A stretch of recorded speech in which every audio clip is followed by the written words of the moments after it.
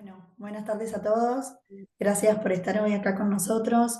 Esta es una nueva reedición de lo que era Entrevista al Experto, que se llama AFIPIA Conecta. Nuestra idea original es que ustedes como pacientes puedan, tanto pacientes como cuidadores, puedan tener conexión directa con los mejores profesionales que tenemos en Argentina, en Latinoamérica y en el mundo para que puedan tener la información correcta y poder seguir bien su diagnóstico, su tratamiento y hacer las preguntas que necesiten hacer. Hoy nos acompaña el doctor Adrián Lescano, cardiólogo. Muchas gracias, Adrián, por estar con nosotros.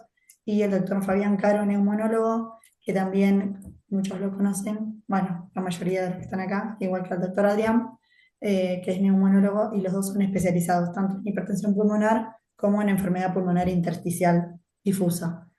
Muchas gracias por participar, por tomarse el tiempo. Sé que están con muchísimas tareas, muchas cosas encima, pero para nosotros era sumamente importante abrir este ciclo con dos de nuestro criterio de los mejores profesionales que tenemos en Argentina. Muchísimas gracias por la participación. Le doy la palabra a Adrián para que haga su presentación, luego Fabián. Bueno, muchas gracias, Vanessa. Gracias por la invitación. Es un placer compartir con vos y con toda FIPIA y con los pacientes y con mi amigo el doctor Fabián Caro, neumonólogo, esta charla, este conversatorio, como le dicen los europeos. Y bueno, yo soy médico cardiólogo. Yo soy cardiólogo, no soy especialista en fibrosis pulmonar, eso también se lo quiero remarcar por si algún cardiólogo le dice que es especialista en fibrosis pulmonar. Nosotros nos dedicamos a las enfermedades cardiovasculares y por ende trabajamos mucho en conjunto con neumonólogos que se dedican a esto. Yo soy actualmente el jefe de cardiología de Fundación Favaloro y del Centro Gallego de Buenos Aires, y me dedico hace muchos años a lo que es la atención de pacientes con este tipo de patologías, con hipertensión pulmonar, insuficiencia cardíaca, etcétera. Así que bueno, es la primera vez que participo en un evento de AFIPI, así que muchísimas gracias por la invitación. Gracias, Adrián. Bueno, Fabián. Bueno, gracias Vanessa, gracias a todos. Un placer para mí de vuelta compartir con todos ustedes y ver cómo crece Afipia. La verdad que es un placer y un orgullo. Bueno, es cierto, somos amigos con Adrián, aparte de colegas, y trabajamos, por más que trabajemos en lugares diferentes, trabajamos en equipo. De hecho, yo lo considero mi cardiólogo. No sé si él me considera su neumonólogo, pero yo lo considero mi cardiólogo. A pesar de tener otros cardiólogos en el hospital, lo elijo. Bueno, no, es broma. Gracias a todos, gracias a Fipia, Vanessa, hay muchos pacientes míos, otros no, así que yo soy Fabián Caro, soy neumonólogo, o por lo menos creo que soy neumonólogo, me dedico solamente a enfermedades intersticiales y así como Adrián dijo eso, yo no soy especialista en hipertensión pulmonar, sino que me toca verlo como comorbilidad y tengo a Adrián en equipo trabajando en conjunto, que es así como corresponde que se debe atender a los pacientes como ustedes. Así que bueno, un gusto estar acá participando. Bueno, la charla del día de hoy o el conversatorio no va a ser del mismo que nos teníamos acostumbrados todos de entrevista al experto, sino que es algo más coloquial. La idea es que ustedes como pacientes también puedan hacer preguntas. Queremos abordar el tema de la asociación de las dos enfermedades, ¿no? De los dos órganos que tenemos en este caso, que es el corazón y el pulmón, que siempre lo vemos como en diferentes, en diferentes lugares, en diferentes especialidades y nunca los conectamos. Y yo quería empezar con una pregunta que la veníamos hablando hace varios meses atrás, que es ¿en qué momento esta enfermedad, una enfermedad pulmonar intersticial, empieza a comprometer el corazón, ¿no? ¿Y cuáles son los primeros signos de alerta que no deberíamos pasar por alto? ¿Querés, Adrián, Fabi, empezar? Ya que sos el dale. cardiólogo. Sí, bueno, Dale. a ver. Cuando, cuando la fibrosis pulmonar, la enfermedad pulmonar intersticial difusa, afecta al corazón, es una pregunta muy compleja biológicamente de responder, porque ustedes piensen que los síntomas de las enfermedades empiezan mucho después que empieza la enfermedad propiamente dicha. Es decir, cuando un corazón empieza a fallar en su capacidad de contracción o de relajación, ocurre un periodo de latencia donde el paciente se mantiene con pocos síntomas y después cuando llega a la cúspide máxima de los síntomas asociados. Por eso, hablar de diagnóstico de demora que empieza la patología hasta que se establece el cuadro clínico es muy complejo. Nosotros como cardiólogos, por ejemplo, en insuficiencia cardíaca, sabemos que la enfermedad empieza aproximadamente 2 o 3 años antes que el paciente tenga síntomas, que se le hincha las piernas, que empieza a faltarle mucho el aire y empieza mucho tiempo antes. Por eso, y acá remarco, las estrategias de detección precoz de las enfermedades, hacer screening y ir en búsqueda activa de la enfermedad, sigue siendo muy relevante, ya que realmente podemos cambiar la historia natural, ya que llegamos antes a la enfermedad. Ahora, si uno se mete en el capítulo, ¿qué tienen los pacientes con enfermedad pulmonar intersticial que compete a nosotros como cardiólogos? Por eso Fabián sistemáticamente nos manda a los pacientes para evaluar y nosotros sistemáticamente enviamos a los pacientes para que Fabián y el grupo los evalúe, porque hay mucha coexistencia de diferentes entidades. La fibrosis pulmonar, la enfermedad pulmonar intersticial, consiste en que pueden desarrollar insuficiencia cardíaca, enfermedad coronaria, hipertensión pulmonar y otras enfermedades vasculares asociadas, como hemos encontrado un montón de pacientes que tienen enfermedad valvular, como una estenosis aórtica, por ejemplo, que no tiene que ver con hipertensión pulmonar, que es el motivo de debate más importante quizás aquí con motivo de charla. Pero hay un montón de otras comorbilidades que el cardiólogo está obligado a investigar en los pacientes que tienen, como ustedes dicen, fibrosis pulmonar. Y los síntomas se van agravando a medida que la enfermedad pulmonar intersticial se va agravando. La prevalencia de hipertensión pulmonar varía entre un 15, un 60, un 70% a medida que va avanzando la enfermedad. Los síntomas que nosotros como cardiólogos más frecuentes nos encontramos muchas veces están solapados, porque es la falta de aire, lo que llamamos disnea. A veces los pacientes concurren por dolor de pecho. Cuando camino, doctor, camino, me duele el pecho, tengo una pata de elefante a los 50 metros y tengo que detenerme porque me duele el pecho y se me va cuando paro. Eso es angina de pecho y es una comorbilidad, una coexistencia muy frecuente en los pacientes. Otro síntoma que concurre es con desmayos, a lo que llamamos técnicamente síncope, porque el paciente perdió la conciencia, se estaba lavando los dientes en el baño, se desmayó y tiene una recuperación ad íntegro. Eso se llama síncope. Y después consultan por signos, ¿no? Doctor, se me hinchan las piernas, los dos miembros inferiores, tengo edema en las piernas, o cuando camino me duele el abdomen, en la parte derecha del abdomen, eso es por hepatomegalia dolorosa, o bien en el examen físico detectamos algunos síntomas. Esos son los síntomas que más frecuentemente detectamos como cardiólogos. Después hay estudios complementarios que no lo voy a expresar ahora. Fabi. No, lo que dijo Adrián, opino 100% de acuerdo, estaba pensando qué aportar a lo que él ya dijo que está muy bien. Capaz que está bueno decirles que el corazón y el pulmón, acuérdense, alguna vez tuvieron que estudiar eso, en la primaria, en la secundaria.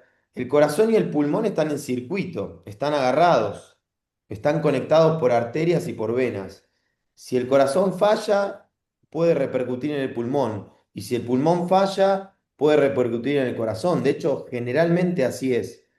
Es raro que un corazón esté muy mal y el pulmón no le afecte en nada. Y eso por un lado, y por otro lado, que encima somos promiscuos con los síntomas. ¿Qué quiero decir con esto? Que el pulmón da falta de aire y el corazón también da falta de aire. Entonces, cuando un paciente tiene cualquier causa de enfermedad intersticial, que el síntoma principal es la falta de aire, es muy difícil darse cuenta si empeoró la falta de aire y es por el corazón o es por el pulmón o es por otras cosas. Es por eso que lo que dijo Adrián, que es lo más importante, creo que uno como médico no tiene que decir, este me parece que sí, este me parece que no, no, hay que mandar a todos los pacientes a evaluar al menos una vez por año si desarrolla o si tiene hipertensión pulmonar, además de la enfermedad pulmonar intersticial que tenga. Ahora, también hay señales de alerta. Es raro tener hipertensión pulmonar si el paciente está cada vez mejor de la falta de aire.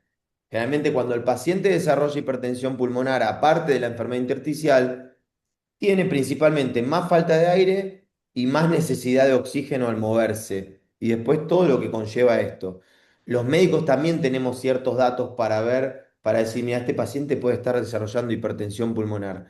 Y lo último que me gustaría decir, para complementar con lo que dijo Adrián, hace 10 años, nosotros no mandábamos los neumonólogos metódicamente a todos los pacientes a evaluar si el paciente tiene o no tiene hipertensión pulmonar. ¿Saben por qué? Porque en realidad no había herramientas para tratar esa hipertensión pulmonar en el caso de enfermedad intersticial. Entonces, ¿para qué vas a buscar algo si después no vas a poder tratarlo? Solamente se buscaba cuando al paciente se lo mandaba a una evaluación para trasplante pulmonar. Eso cambió terriblemente en los últimos años porque hay fármacos que pueden resolver, no curar, pero pueden resolver parcial o más que parcialmente el problema, y para eso hay que tener un diagnóstico preciso. A razón de esto empezamos a ver con Adrián que, bueno, les quiero decir que, puedo decir, creo, porque parece un autobombo, creo que somos del grupo más grande que ve pacientes capaz que de Latinoamérica, junto con otros de Brasil, de México. Empezamos a ver que, a decirnos por qué no lo hacíamos antes, realmente era un error, porque es como dijo Adrián, no solo encontrás hipertensión pulmonar ocasionado por la fibrosis, si quieren verlo así, sino que encontramos estenosis de aorta, estenosis coronaria, estenosis valvulares, un montón de otros problemas, y ahí va de la mano con la frase que siempre digo, si son pacientes míos ya lo habrán escuchado, que uno no atiende pulmones que caminan, atiende personas que tienen pulmones. Bueno, y tienen un montón de problemas. Entonces, el médico está obligado a buscar siempre hipertensión pulmonar y más ahora que no siempre tiene que ver con que empeorás la fibrosis y desarrollás hipertensión pulmonar. A veces desarrollan hipertensión pulmonar independientemente de la fibrosis. Bueno, acá está la directora de Esclerosalud. Digo esto porque en esclerosis sistémica justamente pasa eso.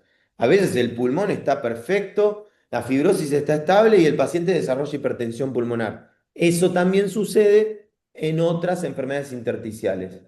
¿Está bien? Sin dar nombres, acá veo caras que se deberían sentir identificados porque les pasó esto. ¿Cuál es el problema? El problema es que el paciente no se da cuenta y a veces los médicos no estamos preparados para detectarlo. Ese es un gran problema en Argentina. Y lo estoy viendo ahí, Anita. Hola, Anita. Hola, ¿cómo están? Para Gracias. todos, ella es presidente de Esclerosalud, es una trabajadora muy, muy fiel del tercer sector y de las asociaciones civiles, así que gracias por estar, Ana, hoy No, acá con por nosotros. favor. Para aprender, la verdad que llegué tarde, mil disculpas, pero trabajando sin parar. Te perdiste todo, Ana. Estábamos justo por terminar. Falta un minuto nada más. Yo decía, pero. No, no. Bueno, Gracias por la invitación. gracias, Ana, por estar. Ustedes, en base a toda su experiencia, ¿qué estudios consideran claves para detectar precozmente la afectación cardíaca en enfermedades pulmonares crónicas? Porque hablabas, Adrián, del screening, pero ¿qué tipo de estudios son claves como para poder detectar tempranamente? Bueno, primero, y como decíamos, y como reforzaba Fabián muy bien, es la sospecha clínica. Si uno no está entrenado en pensar que puede tener hipertensión pulmonar un paciente, jamás lo vas a diagnosticar. Es un punto clave. Uno cuando ve la demora diagnóstica en el registro argentino, hay datos muy llamativos, estamos hablando de 2 años, 2 años y medio promedio. Sin embargo, cuando uno ve la evaluación y el aprendizaje en centros de referencia que tienen más N de paciente, el acortamiento que hay en la demora diagnóstica es muy sustancial, que llega hoy prácticamente a 10, 11 meses de media, lo cual seguimos diagnosticando en forma muy tardía a los pacientes, pero seguimos llegando muy tarde. Por eso la sospecha clínica es la piedra angular para la estrategia del paciente. Ahora bien, a nosotros como cardiólogos, cuando nos llega un paciente, ya Fabián lo vio, le hizo la tomografía, le hizo el estudio de función pulmonar, le hizo el test de caminata de 6 minutos, la sospecha nuestra del punto de vista que nos abre claramente las aguas para terminar de decir este paciente tiene probabilidad o no tiene probabilidad, más allá de, por supuesto, que el electrocardiograma cobra mucha relevancia.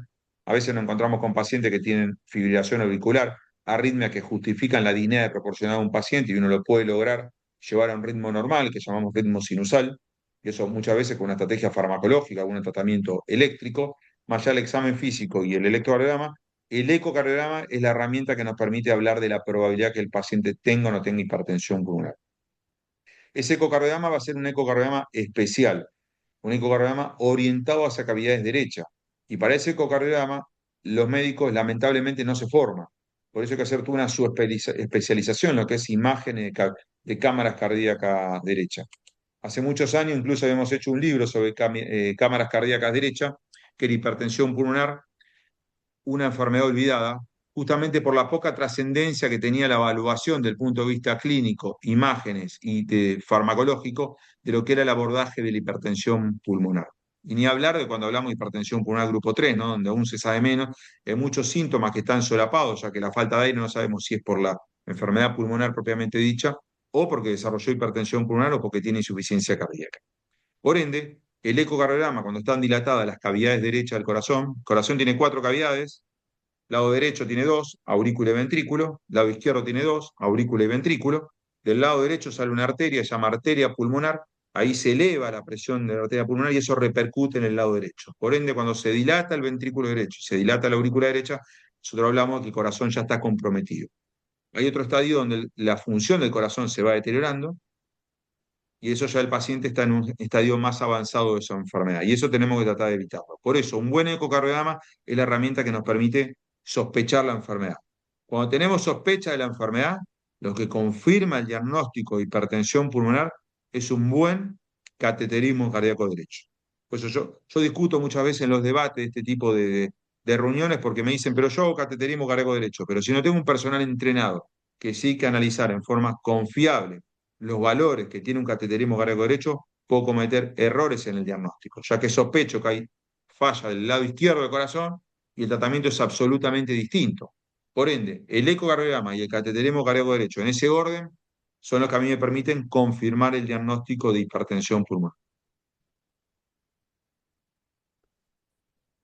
Si Déjame, me Bueno, sí, permitís un segundo, quiero aclarar un dato porque siempre es el motivo de consulta en el cateterismo. Cuando le digo, vamos a hacer un cateterismo cardíaco derecho, se me ponen pálidos o pálidas.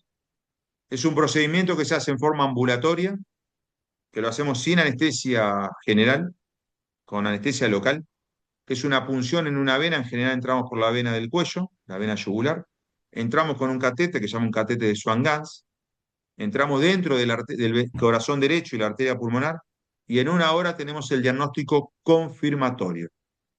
Y esto es indispensable. Yo no puedo tratar a un paciente si no tengo un cateterismo cardíaco derecho.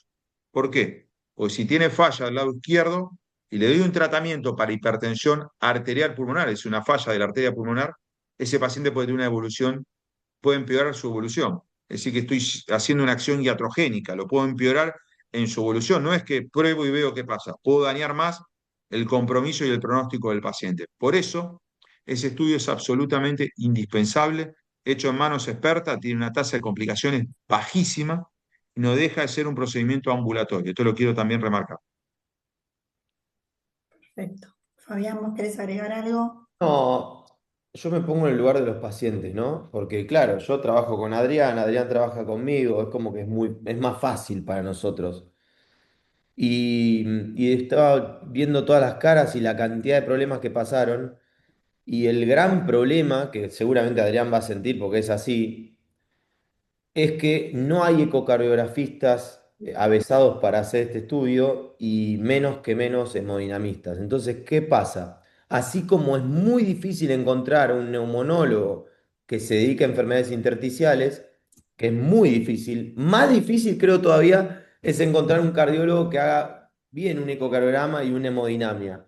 Y es como dijo Adrián, es un embudo porque no hay ningún tipo de posibilidad de diagnosticar una hipertensión pulmonar adecuadamente, por lo menos, sin pasar por una hemodinamia.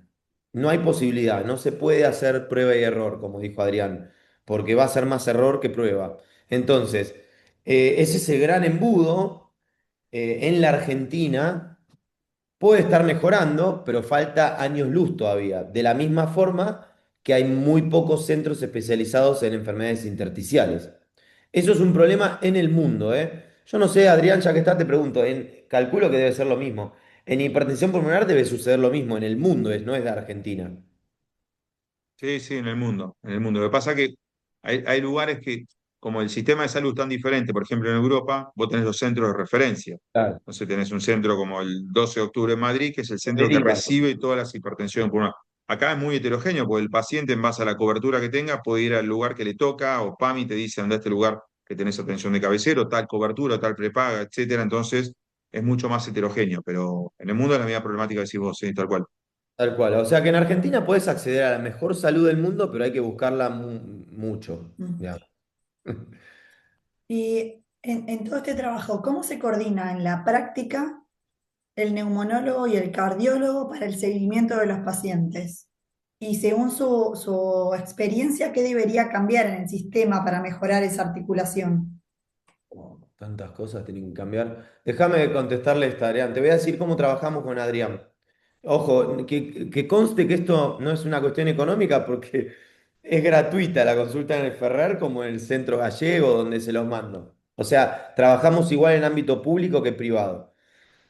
Digo esto porque si no parece que estamos queriendo que nos manden pacientes, no es la idea. El trabajo tiene que ser absolutamente multidisciplinario, transversal y en equipo. Eh, Cuando es enfermedad intersticial, por supuesto, en general el paciente le llega al neumonólogo.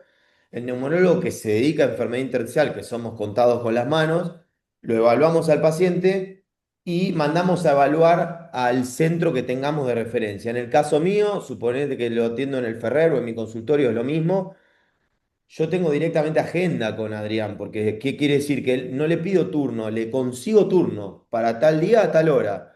Van, lo ven en el centro gallego y ya sabemos, es como una, ¿cómo te puedo decir? Como una orquesta sinfónica, ya sabemos lo que tiene que hacer cada uno.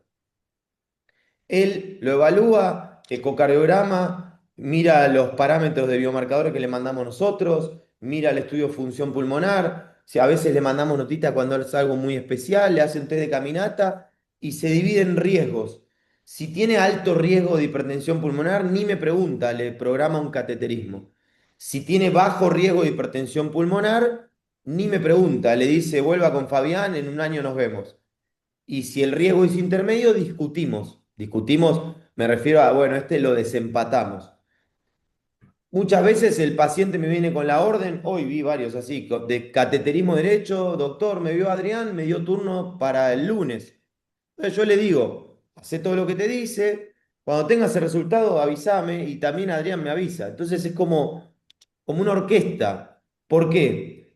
Porque Adrián necesita saber de la parte pulmonar y yo necesito saber de la parte cardiovascular. Ese cateterismo después va a definir un tratamiento que también hay que discutir en equipo y decir, bueno, a ver, ¿ahora qué hacemos? Esto que lo articulamos tan fácil con el equipo de Adrián, porque no soy yo solo y Adrián solo, es todo un equipo que tiene él y todo un equipo que tenemos nosotros. Costó varios años de idas y vueltas, de trabajar en equipo. Y la verdad que yo me siento orgulloso de decir que es envidiable a nivel mundial, les quiero decir, porque es difícil conseguir un equipo de expertos de enfermedad intersticial y un equipo de expertos de hipertensión pulmonar juntos, pero se puede. Entonces, ¿qué falta? Replicar este tipo de trabajo del Ferrer y Gallego, o Ferrer, Favaloro, como quieran llamarlo, en otras partes de la Argentina. ¿Es fácil? No, porque no hay ni grupos de especialistas de hipertensión pulmonar, ni tampoco de enfermedades intersticiales, pero se puede. Todos los grupos especializados de mi rama están tratando de buscar cardiólogos especialistas en hipertensión pulmonar porque es necesario. Y creo que le pasa lo mismo al que hace hipertensión pulmonar y no puede trabajar con un neumonólogo general, es muy difícil. Entonces, ¿qué falta? Todo, pero bueno, por algún lado se empieza. Adrián, ¿querés Creo que la agregar clave algo? ahí, Vanessa, es el trabajo interdisciplinario, como decía Fabián. Cuando lo motorizamos, pudimos cristalizar esta idea, porque es compleja, ¿no? Suena fácil, pero es compleja. Eh, Me parece que obviamente que el conocimiento y sin conocimiento y tecnicismo no existe este desarrollo. Por eso, obviamente, nos juntamos dos grupos con muchas ganas de desarrollar esto, pero también en las ganas de creer y dar una respuesta a los pacientes de una necesidad que no estaba satisfecha. Y que no está satisfecha porque el volumen de pacientes es gigante. Y trabajar en conjunto y ponernos en forma horizontal, que esa es la clave. Muchas veces acá entra el ego, yo, porque sí, porque no, porque vos acá. trabajamos en conjunto. Si yo no sé de patología de pulmón, y no tengo ningún inconveniente en decir, no, yo no sé de pulmón, y no me especialicé en eso, y está muy bien que no sepa, y sería un error muy grave de mi parte decir yo sé de pulmón a un paciente, y eso es correcto. Yo sin el apoyo de neumonólogo de Fabián del grupo, es imposible trabajar en la patología. Yo no puedo trabajar en un consultorio aislado. Si atiendo consultorio, por supuesto, pero cuando tengo un inconveniente, Fabián, le pasé tu teléfono al paciente. Esa es la realidad porque hay aspectos que me superan y creo que el mayor inconveniente muchas veces tenemos los médicos es no reconocer nuestras limitaciones. Y eso hace que los pacientes recirculen, están dando vueltas. Hoy vi una paciente con esta patología y viene dando vueltas hace 4 años. 4 años. Es Sí. inadmisible. 4 años dando vueltas para que con un eco mal hecho alguien diga, che, está un poquito grande la cavidad derecha. ¿Por qué no vas y te ve? Y me lo trae una cardióloga al lado de un consultorio para que lo vea. Una cardióloga que lo ve general, se avivó y dice, che, no me gusta el ventrículo derecho, ¿por qué no lo ves vos? Pero esto es lo que pasa en la realidad. Fabián debe tener los datos, digamos, la demora debe ser de diagnóstico, debe ser Sí, terrible en esto, sí. porque no hay entrenamiento y mucho menos entrenamiento hay cuando habla de la enfermedad combinada. Así que es un desafío y un orgullo que uno lo pueda plasmar, que lo podamos mostrar nosotros mismos en congresos, podemos decir la cantidad de pacientes, la detección, porque eso nos sirve para construir futuro también.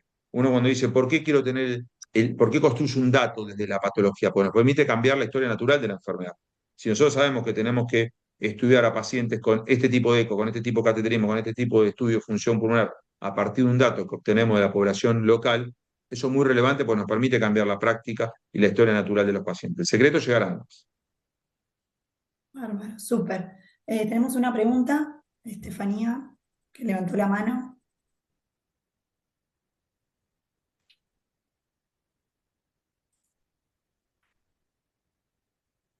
Hola, no me podía activar el audio. Mi pregunta es la siguiente. ¿Todos los pacientes que tienen fibrosis pueden desarrollar hipertensión pulmonar o solo los que tienen algún tipo en particular? Una buena pregunta. Te voy a responder como neumonólogo. Primero te respondo fácil. Si el choice fuera sí o no, la respuesta es un absoluto sí. Todos los pacientes con cualquier enfermedad pulmonar intersticial fibrótica, si querés llamarla correctamente, que son más de 200 enfermedades diferentes, todos pueden desarrollar en algún momento del curso de la enfermedad hipertensión pulmonar como complicación. Dicho esto, hay ciertas enfermedades que tienen mucha más frecuencia, o sea, más prevalencia y que son más comunes, como por ejemplo las enfermedades autoinmunes o reumatológicas sistémicas. Dentro de ellas, la esclerosis sistémica y la enfermedad mixta del tejido conectivo y el lupus, bueno, pero es más raro, son las más frecuentes. Pero un paciente con neumonitis por hipersensibilidad puede tener hipertensión pulmonar, sí. Un paciente con sarcoidosis también. Un paciente con fibrosis pulmonar idiopática también. Y un paciente que trabaja en una mina de carbón y tiene una neumoconiosis también. En todos hay que buscarlo, pero en algunas enfermedades está más estudiado y es mucho más frecuente todavía. Pero sí, todos pueden desarrollar, tal cual. Perfecto, gracias. Porque son consultas que a veces nos llegan al WhatsApp de Afipia y como no tengo la información, ahora ya lo sé. Todos. El tema es lo que Perfecto. hablamos, ¿no? Me encantaría replicar el grupo Ferrer Gallego, Gallego Ferrer, si no se me enoja el cardiólogo, eh, en la Argentina. Pero eso es en otro país, en Argentina eso no sucede por ahora. Sí. Bueno, muchas Perfecto. gracias, doctor. Vos. Bueno, tenemos otra pregunta, Viviana. Buenas noches. Mi esposo fue diagnosticado con fibrosis pulmonar. No está muy claro si es idiopática o es neumonitis por hipersensibilidad. El tema es que él tiene dos infartos previos de hace 10 años. ¿Qué pasa en esos casos? ¿Cómo coexiste las dos patologías? ¿Qué cuidados especiales hay que tener en ese caso? ¿Querés, Adrián, contestarle? Ahí. Bueno, ¿qué hacemos? Este paciente, vamos a dar cuenta que esto es un consultorio que me viene a ver Viviana, ¿no? Viviana hizo la pregunta. Sí, Viene Viviana con el buenas marido, los noches. traen los maridos, porque los maridos se portan mal en su salud, no se cuidan mucho, ¿no? Vean Ujú. cómo se ríen todos porque saben que esto es verdad. El hombre hay que darle la pastilla, hay que decirle venimos al médico, no, no quiero, bueno. Todo eso es una realidad que vivimos en forma constante los cardiólogos. Entonces lo trae y me dice, mira, esto mismo, tiene un cuadro de fibrosis pulmonar que no sé qué diagnóstico tiene, si es idiopática, qué neumonitis tuvo, esto. Lo primero le digo, esto lo va a ver un especialista. Fabián, necesito que veas a este paciente y le pongas el diagnóstico preciso de qué es lo que tiene como diagnóstico de base de su enfermedad pulmonar. Dicho esto, uno sabe que coexisten muchas veces, y más depende del grupo etario, los factores de riesgo, porque muchos de estos pacientes fuman, son hipertensos, son diabéticos, son dilipémicos, tienen obesidad, tienen alguna enfermedad inflamatoria, pulmón o no pulmonar, que predispone a tener mayor enfermedad coronaria.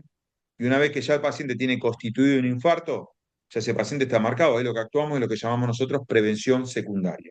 Entonces, ante un paciente con infarto, lo que hablamos es estrictamente el riesgo. ¿Qué riesgo tiene el paciente? ¿Cómo está la función ventricular? ¿Está deteriorada o no está deteriorada? ¿Tiene síntomas o no tiene síntomas? ¿Tiene arritmia o no tiene arritmia? ¿Tiene isquemia? ¿Sufrimiento del músculo cardíaco? Y ahí tenemos algunas limitaciones, ya que los métodos que se utilizan para valorar isquemia en los pacientes que tienen compromiso pulmonar son muy diferentes a los pacientes sin isquemia. Por eso también requiere un abordaje muy interdisciplinario la atención de los pacientes. Pero la evaluación del infarto es desde el análisis de riesgo. Por ende, no hay que. ¿Qué pasa muchas veces? ¿Qué nos pasa? ¿Qué nos dicen los pacientes? No, me dediqué al neumonólogo a ver cómo estaba en relación a la patología respiratoria. O no, solo me dediqué al cardiólogo para ver cómo estaba la enfermedad cardíaca. Eso es un error, porque la otra patología avanza en forma significativa y condiciona mucho el pronóstico. Por ende, si tu marido era, ¿no? Tu marido tuvo un infarto, Sí, requiere una evaluación cardiológica muy precisa, lo mismo que una evaluación neumonológica muy precisa. gracias. Súper claro. Eh, Ahora siguiendo un poquito lo que veníamos hablando, en pacientes que ya están estabilizados con tratamiento, ¿no? Tanto en su patología pulmonar como en su patología cardiológica. ¿Qué riesgos implica no sostener la continuidad terapéutica, tanto a nivel pulmonar como a nivel cardíaco? ¿Querés darle, Fabi? Y bueno, a ver, las enfermedades crónicas justamente tienen un porcentaje no menor de tasa de abandono, de falta de adherencia a los seguimientos, a los tratamientos, son cansadoras, la familia, el paciente. Uno también tiene el prototipo y el paradigma en la cabeza de quiero tomar esta pastilla y curarme. Y eso, les quiero decir, lamentablemente, eso ocurre en el menos del 1% de las enfermedades. Entonces, uno quiere algo mágico, curativo, y eso no sucede en estas enfermedades, y encima requiere un montón de intervenciones, no solo farmacológicas, sino que no farmacológicas. Cuando una de esas patas se desatiende, se deja de hacer rehabilitación, se deja de ir a nutricionista, se deja de ir al cardiólogo, se deja de ir al neumonólogo. Por supuesto que la mesa empieza a caerse. O sea que lamentablemente, a medida que uno pasa los años, tiene que hacer más cosas para estar igual, no menos cosas. Y cuando tiene una enfermedad crónica que encima afecta a dos órganos que son, no porque seamos cardiólogo y neumonólogo, pero los más importantes desde el punto de vista vital, por supuesto que hay que hacer un esfuerzo multisistémico para mantenerlo. Y eso requiere energía. Cualquier pata que se desatiende, el paciente tiene más riesgo de empeorar. Entonces, yo no soy paciente, bueno, por lo menos no de estas enfermedades. Entiendo a los pacientes y a veces uno se apena porque se dejó estar un año, 2 años, pero eso se nota, el paciente se deja estar un año y empeora clínicamente. Mira, te voy a dar un ejemplo, igual no voy a dar nombres, pero se va a sentir identificado el que está acá. Hace poco me vino a ver un paciente de Afipia, que yo lo atiendo hace un montón, y para ver este ejemplo, ¿no? Que uno atiende personas. Y la verdad que es un paciente casi perfecto, hace todo. toma la medicación, hizo el diagnóstico correcto, hace rehabilitación, todo. Y en el último tiempo, por cuestiones de la vida, laborales, se tuvo que empezar a dedicar a trabajar en transporte tipo de Uber, Cabify, taxi. Y eso ustedes saben que es igual a sedentarismo, pues estás sentado 10 horas en un auto trabajando por necesidad. El paciente empieza a empeorar la falta de aire, se preocupa. Claro, empeoró la fibrosis, dijimos todos, o empeoró la hipertensión pulmonar. Lo estudiamos, lo evaluó Adrián Lescano, de hecho. Nada del corazón. Yo también veo otras cosas, ¿no? Lo evalúo yo. El pulmón está igual. ¿Qué le pasó? Sedentarismo. Sedentarismo, temas emocionales. Entonces, el ser humano es muy complejo. No es que se arregla con una pastillita. ¿Y qué dijimos? Nos pusimos los dos contentos, pero ahora viene la tarea más difícil. ¿Cómo hacer para vivir, comer, trabajar 14 horas en un auto y encima hacer ejercicio? Bueno, no es fácil. Lo que quiero decir con esto, que no hay que tratar de no desatender nada y ser muy estrictos y tratar de ser perfecto con estas enfermedades. No quiere decir que vayas a tener el éxito, pero seguramente te va a ir mucho mejor que si desatendés una de ellas. Lo dije como ejemplo para que sirva, que esto es algo real, ¿no? Ujú. Tenemos una consulta de Fabricio. No sé si, Fabricio, te voy a activar el audio y después viene Alejandra. Hola, ¿me escuchan? Sí, sí. Sí, sí. Sí, buenas noches. Tengo una consulta, por ejemplo, un paciente con fibrosis idiopática acompañada de esclerosis sistémica, puede iniciar, o sea, puede hacer un tratamiento con per- perfenidona de la de 267 miligramos. ¿Y cuál sería la dosificación en ese caso? Es una excelente pregunta porque me encanta, porque es cruda, cruda, cruda, sin arreglos. Fabricio, te voy a dar un ejemplo. Yo soy así, porque no me conoces seguramente, pero lo que te voy a decir no te sientas afectado. Soy así de dar ejemplos. Pregunta. Te voy a preguntar bien fácil. Vos me ves que soy rubio, ¿no? Sí, sí, Bueno, ¿se puede ser rubio y morocho al mismo tiempo? no, Estoy pensando, capaz que si me tiño el pelo podría ser, pero no, no paso como rubio. Bueno, lo que quiero decir es que fibrosis pulmonar idiopática significa que es una fibrosis pulmonar que le descartaste todas las causas. ¿Está bien? Y ok. esclerodermia o esclerosis sistémica es una causa muy frecuente de fibrosis pulmonar. Aprovecho para que no es paciente mío, por eso hay que erradicar el término fibrosis pulmonar, porque se confunden como Fabricio. En realidad, si uno lo llama bien, ahora voy a tratar de aclarar esto para el que esté más ducho, no va a haber más Fabricios, pobre, porque él está confundido porque los médicos lo confundimos. Si vos tenés esclerosis sistémica y fibrosis pulmonar idiopática, en realidad no tenés fibrosis pulmonar idiopática, Fabricio, tenés esclerosis sistémica con compromiso pulmonar intersticial, porque ya tenés la causa, ¿se entiende?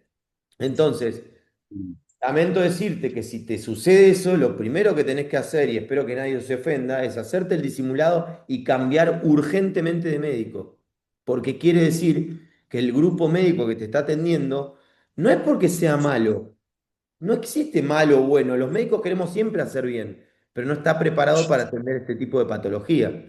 Entonces, si vos tenés esclerosis sistémica y fibrosis pulmonar, la causa de la fibrosis es esclerosis sistémica. Por eso les pido encarecidamente que nunca más digan fibrosis pulmonar. Yo sé que es difícil, pero hay que decir enfermedad pulmonar intersticial, porque cuando uno dice fibrosis pulmonar, parece que siempre es idiopática.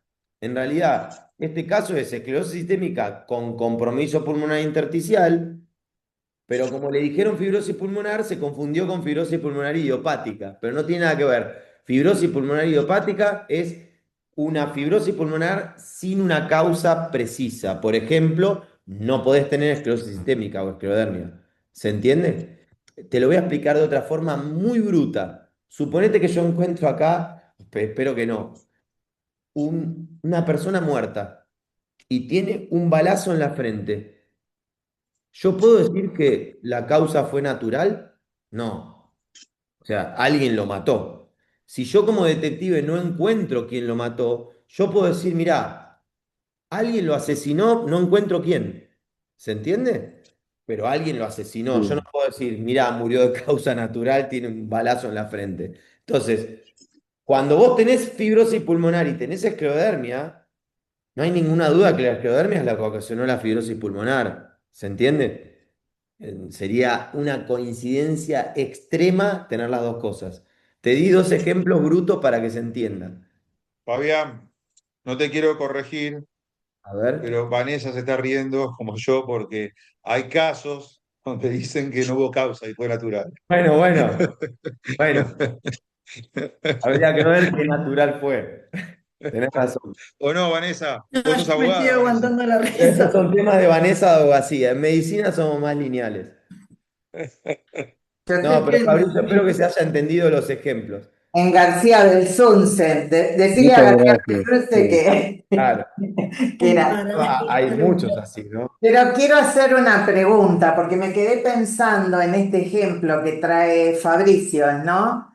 Y pensaba si no fue al revés, si no fue que primero le diagnosticaron la fibrosis idiopática y después le apareció la esclero, porque muchas veces sucede que es al revés. Entonces se quedan con con el Ah. nombre del primer diagnóstico. Mirá, Ana, vos sabés muy bien, nos conocemos, este error lo veo cotidianamente, ¿eh? No es que no. Por eso siempre trato de decir términos, Adrián no me escucha esto porque es la parte muy pulmonar, pero yo siempre digo, Adrián, cuando ustedes sean mujeres y le digan que son fibrosis pulmonar idiopática, y no, traten no, es rarísimo, es rarísimo. Eh, pero bueno, entiendo, traten de entender esto. Así como es muy difícil ser cardiólogo, saber de todo, hipertensión arterial, fibrilación auricular, insuficiencia cardíaca, y encima ser experto en hipertensión pulmonar, es casi imposible. Es lo mismo con la neumonología. Es prácticamente imposible ser neumonólogo, saber de todo y ser experto en enfermedades intersticiales. Lo que pasa es que le estamos pidiendo a un mecánico de autos que arregle un avión. Y el mecánico de autos no está acostumbrado a arreglar aviones. Entonces, creo que ahí el punto es tratar de exigirle al sistema de que si usted no es especialista, dígame dónde puedo consultar. Porque hay lugares gratuitos en Argentina, no es que todo por dinero. De hecho, te diría que la mayoría de los médicos que se dedican a esto trabajan en lugares públicos. Es al revés. Sí. Tenemos Alejandra Rojas que tiene la mano levantada. Para que reactives el audio, Alejandra, si me escuchás.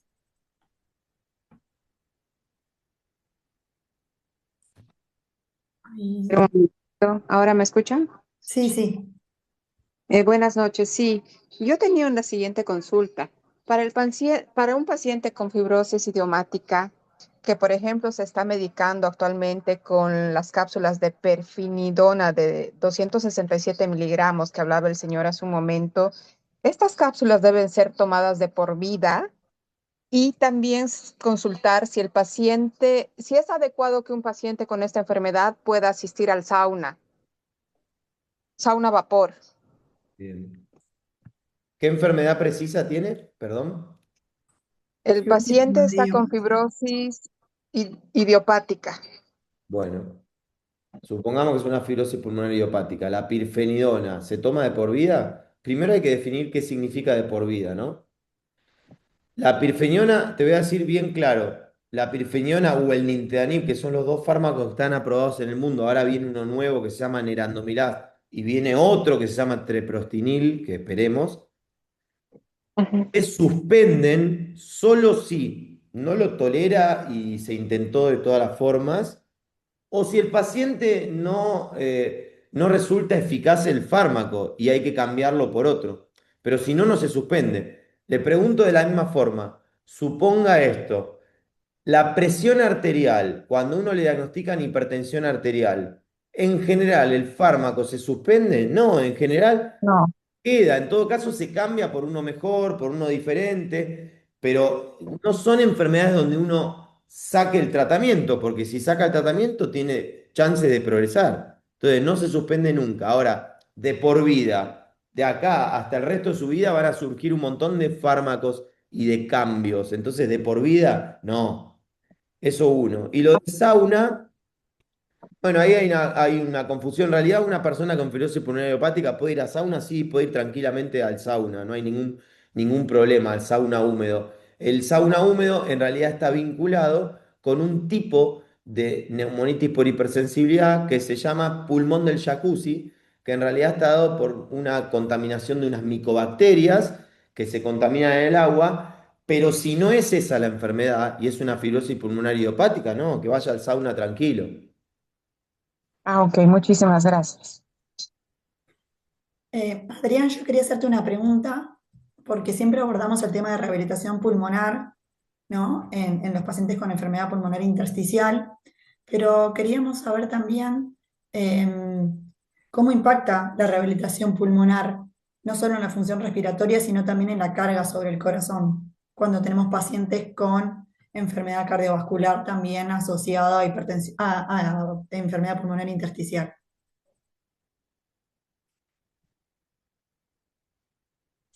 Perdón. Ahí lo que tenés que hacer es una rehabilitación mixta, que es una rehabilitación cardiopulmonar, con otros objetivos, que es de frecuencia cardíaca, de carga cardíaca, de otros estándares que utilizás para justamente lograr una mejoría en lo que es la función cardíaca. Todo paciente con insuficiencia cardíaca o con hipertensión pulmonar, sea la causa que sea, debe hacer actividad física.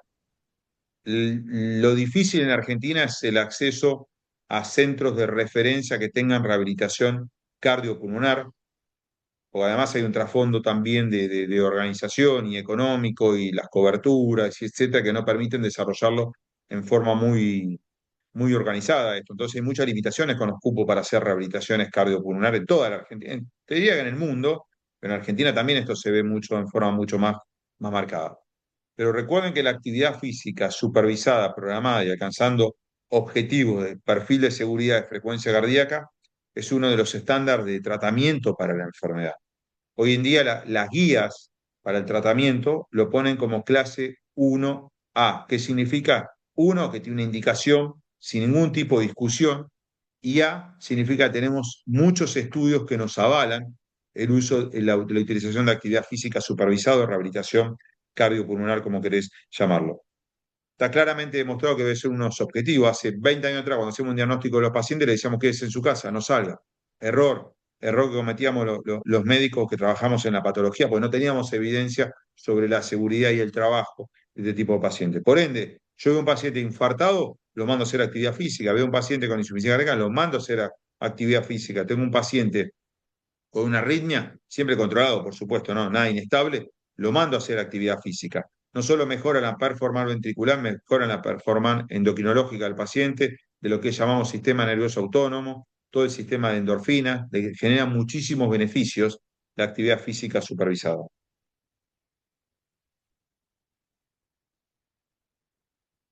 Está Estaba muteada. silenciada, sí, estaba silenciada, súper claro. No sé si van todos a rehabilitación respiratoria acá, Renita, Es porque que, es que no hay muchos lugares, ese es otro problema, ¿no? De la rehabilitación. ujú, sí, es un tema que tratamos de abordar siempre, más que nada en el interior del país, ¿no? Porque en Ciudad de Buenos Aires tenemos el centro de referencia del Hospital Ferrer y algunos otros más, pero bueno, en el interior a veces se complica un poco. Viviana, ¿tenés la mano levantada?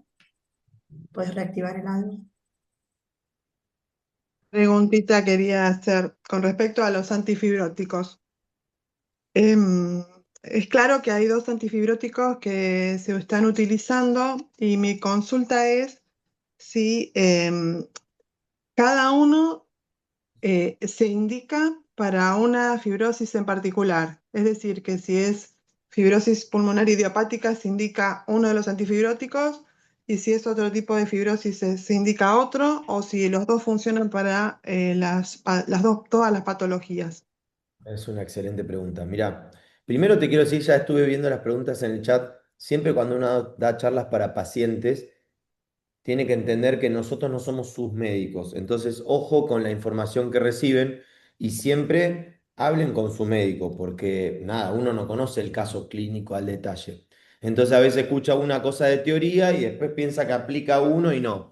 Yo te voy a responder en teoría. Te digo esto porque si yo te llego a decir esto y me decís, yo estoy tomando el otro, es un error, bueno, hay que hablarlo con tu médico. Pero bueno, en teoría, ¿Está silenciado? no, se escucha bien. En teoría debería ser así.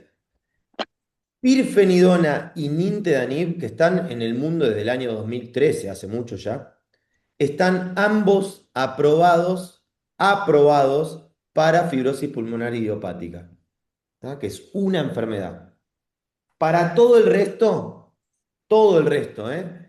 Cuando desarrolla una fibrosis que progresa a pesar del tratamiento de base, como por ejemplo, no sé, tengo artritis reumatoidea y fibrosis pulmonar y progresa la fibrosis a pesar de que la artritis está perfecta, suponete, hay un montón de casos así, eso se llama fibrosis pulmonar progresiva.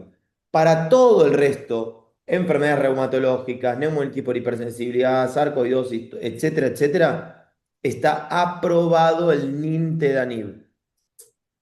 Dicho esto, ¿por qué a mi tía Gladys le dan pirfenidona si tiene esclerodermia? ¿Por qué le dan pirfenidona si tiene...? Bueno, hay muchos motivos. Uno de ellos es el acceso. Pirfenidona es más barato que nintedanib y a veces las obras sociales le dan eso. El que atienden a la tía Gladys no es un centro de referencia, entonces no tienen tanta espalda para poder indicar lo que hay que indicar por más que sea más caro. Pero en teoría deberían dar nintedanib. Y se viene un nuevo fármaco que se llama nerandomilast, que calculo que va a estar disponible en Argentina en diciembre, más o menos, más o menos. Ya en Estados Unidos está en el mercado, que va a estar aprobado para fibrosis pulmonar idiopática y también para las otras. De hecho, Ujú. es del mismo laboratorio que nintedanib, de Boehringer Ingelheim, que es un laboratorio alemán. Y se viene otro más. O sea que esto, ojo con lo que digo, porque van a salir diciendo, ¿cómo usted me dio esto? Y no, bueno, a veces en la vida real se puede hacer otras cosas, pero esa es la teoría. No sé si te respondí, Viviana. Gracias, Fabián. Justo la siguiente pregunta que les iba a hacer era sobre esto, ¿no? Desde la evidencia actual que tenemos, ¿cuáles son los avances terapéuticos que ustedes destacan para el manejo tanto de la enfermedad pulmonar intersticial como de la hipertensión pulmonar u otras afecciones cardiovasculares que estén asociadas?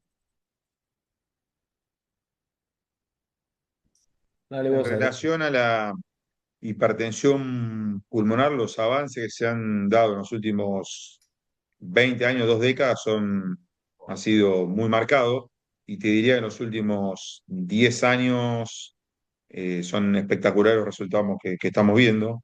Y hemos entrado en una era hace 3 4 años de investigación, de nuevas líneas de investigación, de nuevos fármacos de investigación con diferentes objetivos terapéuticos que creemos que van a cambiar realmente la historia natural de la enfermedad. Hoy en día tenemos un subgrupo de pacientes que llamamos hiperrespondedores, que los valores de presión pulmonar están casi normalizados en algún subgrupo de estos pacientes, que antes para nosotros era ciencia ficción toda esa información. Lo que intentábamos era que el paciente sobreviva 2 o 3 años. Cuando yo empecé a trabajar en la patología y era muy triste en relación a la evolución del mismo. Hoy en día tenemos pacientes de seguimiento de muchísimos años. Eh, a ver, si no está muy tímido, está por ahí.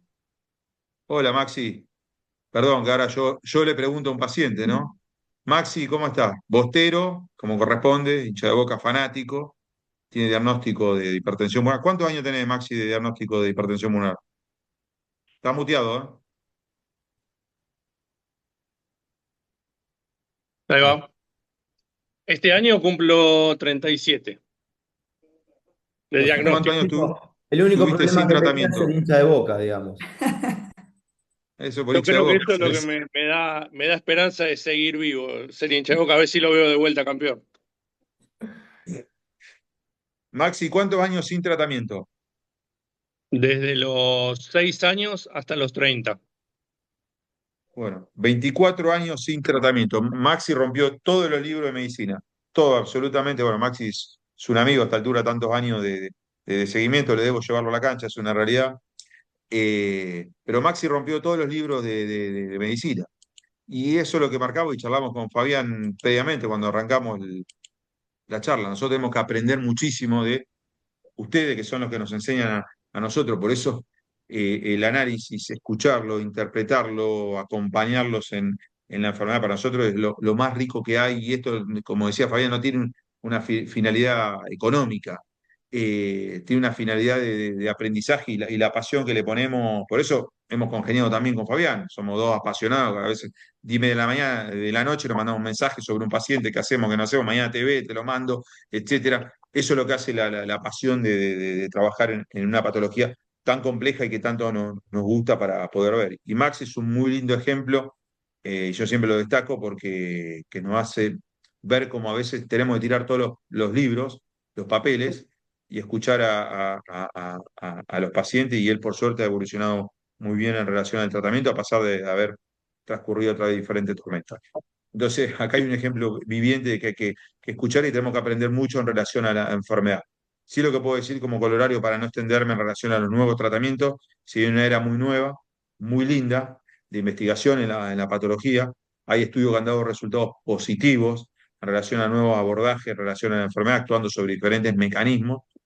Hoy en día, con prostaglandinas de alta dosis, con el agregado del sotatercel, que ha sido aprobado hace un año en Argentina para el tratamiento de la enfermedad, y con los nuevos estándares de tratamiento que existen, creo que asistimos a una nueva era donde realmente vamos a poder cambiar la historia natural de la enfermedad. ¿La vamos a curar? No, pero sí vamos a lograr estabilizarla durante muchos más años, que antes era una utopía en relación a la enfermedad. Y si uno a eso le agrega todo lo que tiene que ver el tratamiento antifibrótico nuevo que comentaba Fabián y la evidencia que hoy en día tenemos con tratamiento con prostaglandina inhalatorio, no solo para tratar la hipertensión pulmonar, sino también la enfermedad pulmonar intersticial, y creo que estamos asistiendo a una era muy linda y muy optimista en relación a la evolución de la enfermedad, ¿no? Bárbaro, súper. Gracias, Adri.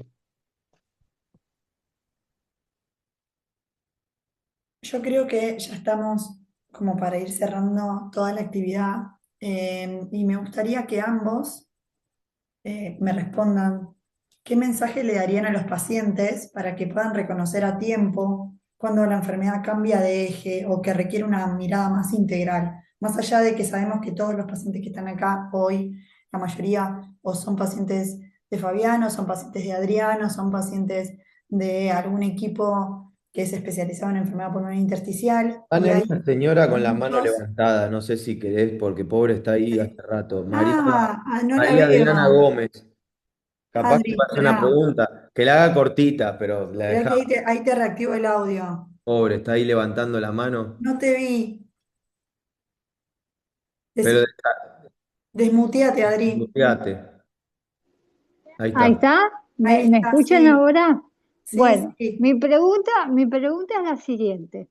Yo tengo una enfermedad, tengo prolapso en válvula mitral de nacimiento y estoy en tratamiento con síndrome coronario X. ¿Tiene que ver algo con la fibrosis que tengo? ¿Tiene algún impedimento? ¿O puede tener algún paso mal? No sé, eso es lo que a mí me da miedo. Quisiera saberlo. No sé si me expliqué bien. ¿Usted tiene prolapso de válvula mitral Sí, señor. con insuficiencia mitral o no? Sí, con insuficiencia mitral. Sí. Bueno, y además tiene síndrome X. Síndrome X, sí. Y estoy Bueno, medicada hace 40 años que estoy con esto. claro, el diagnóstico vamos a dos, la enfermedad en la válvula mitral, el prolapso de válvula mitral puede ir de leve a severa y puede tener Sí, insuficiencia leve a severa. En base a eso hay que hacer un seguimiento ecocardiográfico, habitualmente una vez por año, sí, una sí, vez cada 6 eso meses. una vez por año Y, hago eso, hace 40 años que estoy con mi eh, médico y si cardiólogo. hace 40 años que están las cosas iguales, estamos bien. Eso es muy bueno. Estamos bien. Eso Ah, está bueno, eso perfecto, está muy bien. perfecto. Y el síndrome X es una entidad vieja que ya no llamamos más síndrome X, hace 15 años no decimos más síndrome X a lo que es, o hoy llamamos enfermedad microvascular, INOCA, etcétera, que tiene un montón Sí. de otras causas asociadas. Pero si hace 40 años que está con eso y está estable, Ah, vamos tranquila. entonces me quedo tranquila. Ujú. Perfecto, perfecto, perfecto. Muchas gracias, ¿eh? Me sacó la duda. Bueno, esa es la idea. Bueno, entonces, volviendo a la pregunta que les había hecho, Esperá, que responda la pregunta de Fabricio que me encantó. ¿la Fabricio, respondió? no, escribió sobre el fumar marihuana. Sí, Le o- respondí. respondió Fabián, sí, está respondida. Ah, respondió eso. Sí, sí, sí. Ah, no, me la perdí. Está respondida en el chat. Sí, sí. ¿Por qué querés saber, Anita? Ojo, Ana, ¿eh? ¿Por qué quieres saber, Anita? Pero está respondida. Si quieren la leo. Leo la pregunta y leo la respuesta. Te lo digo, le contesté que si es peor la marihuana o el tabaco, no, no son comparables, pero depende de la cantidad también. Habitualmente se fuma más tabaco que marihuana en cantidad y en general es peor para el pulmón, sin dudas, el tabaco, aunque no lo crean. Eso no quiere decir que la marihuana sea positiva para el pulmón. Al fin y al cabo también es combustión y también depende de la calidad de la marihuana, pero en general el tabaco es peor, en general, para el pulmón. Eso no quiere decir que el cannabis sea bueno, ¿eh? A eso quería llegar, porque no deja de ser humo también. Obvio, no dije que sea bueno, es malo las dos. Me preguntó cuál es peor y le contesté, es No, peor no, el no, está tabaco. bien, tiene más químicos, digamos. Está, Daniel, gracias. ¿tiene levantada la mano? Daniel, está muteado.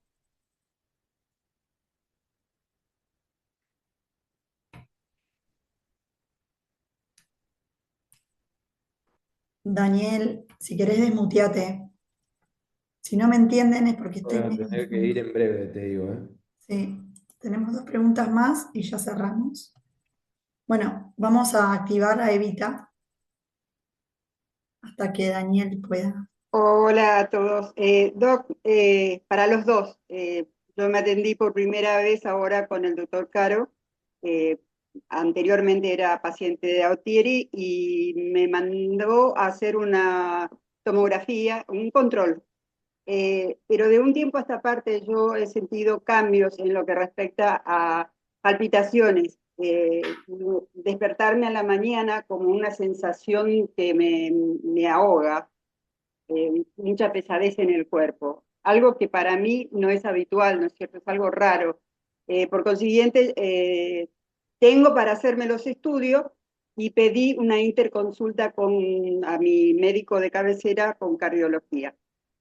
Yo no sé, les pregunto a ambos si está bien digamos, pida que busque un cardiólogo, porque de hecho no tengo un cardiólogo que me atiende habitualmente.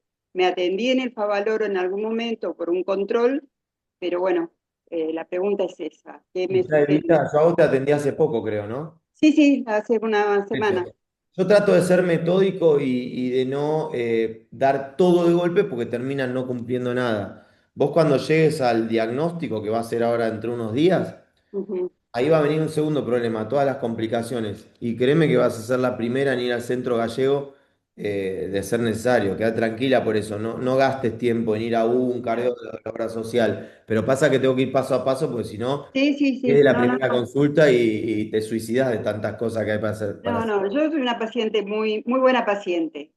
Trato de cuidarme, de hacer todo lo que me dicen. Tampoco quiero ser exagerada, eh, pero sí he notado ciertos cambios. Sí, me he hecho estudio Sin duda te cardiológico. vamos a evaluar la parte cardiológica, pero eh, es en una segunda consulta mínimo. Al principio hay que pedir todos los estudios. entonces espero.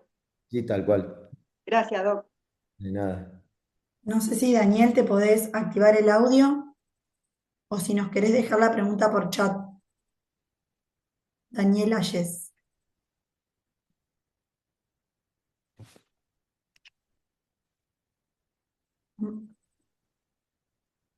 Me parece que no hay. Bueno, vamos a cerrar entonces y me gustaría que ambos puedan darme, ¿no?, este mensaje para los pacientes. Cómo, si reconocen a tiempo que su enfermedad cambia de eje y que requiere una mirada más integral, ¿qué mensaje le darían a sus pacientes para que lo puedan manejar? Yo voy a ser bien breve. Primero, lo que recomiendo fuertemente, y no depende de la economía, obviamente que siempre cuando uno es multimillonario, que seguramente ninguno de acá lo somos, es más fácil, pero así todo puede ser multimillonario y atenderte mal.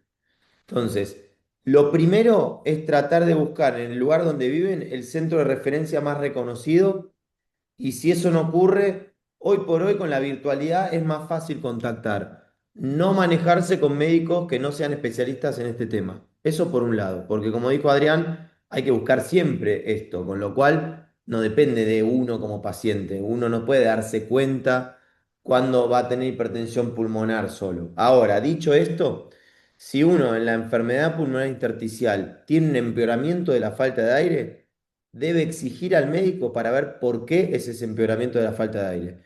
Una de las razones es el desarrollo de hipertensión pulmonar, pero no es la única, es una. Entonces, hay que buscarlo siempre, número uno, en centros de referencia, número dos, cuando empeoran sus síntomas, sepan que esto existe y que si no les evaluaron la parte cardiovascular, es un buen momento.